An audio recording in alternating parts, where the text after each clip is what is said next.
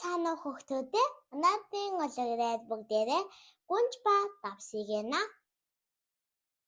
Гүнж ба давс. Уран гүнжтэй хүчирхэг дайжтай Антон баян улстай нэгэн хаан байжээ. Тэгээд төлсөн өдрөний жид сайхан тэмдэглэгээ болов. Тэгээд охидоо өөтөө бэлэг бэлгийг даатав. Охидч бэлгээ бэлдэж уун охины эцэгтэй алтан аяг барихад удаахан мөнгөн зөгч бэлгэлв. Отон охин нь харин би танд давс авчилаа хэмээн модон тахштай давс барив. Давсаа гэж хаан гайхаад намайг доод үзээд байна уу? Би давсаад юу хийх болж байна? Хэмээн зандадлаа. Тэгээд хөөрхийн охиноо улсаас хөөн сүлжгийв. Ачаалтай нь охины улсаас явхад бүх давс алга болчихов.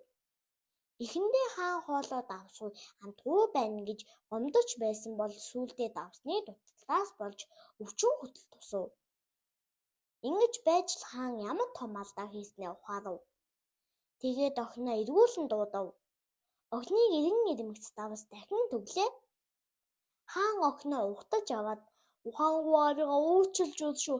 Чиний надад байсан бэлэг алт мөнгнөөс хүнтэй байж би ч юу давсгүй амьдч чадахгүй юм байна гэжээ.